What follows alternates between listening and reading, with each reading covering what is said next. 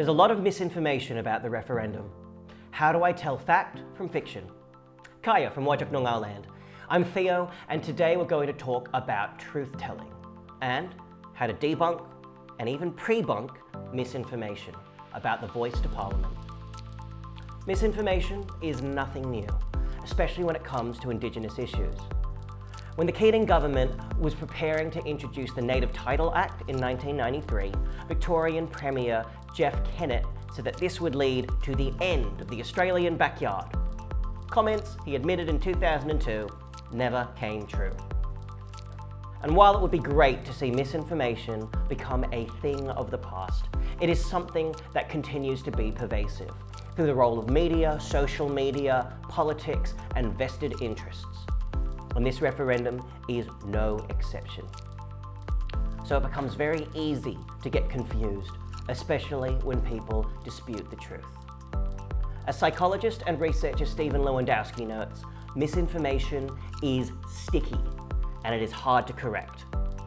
Thankfully though, we have many fact-checking resources available to us.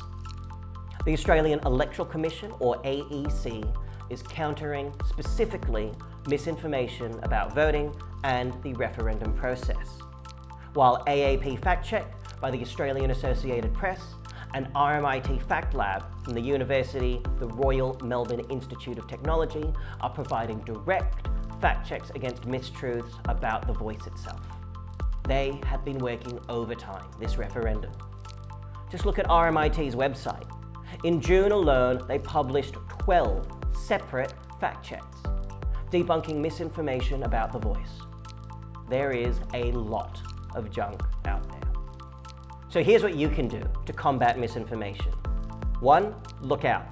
The AEC advises you to keep an eye out for cherry picking, bad faith questions, and in particular, emotive language, especially around fear and anger.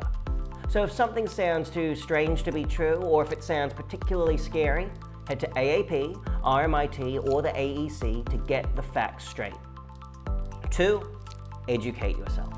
Don't just debunk false information, but pre-bunk it too, by looking at the facts so you can spot misinformation out in the wild and help direct others to reliable fact-based sources.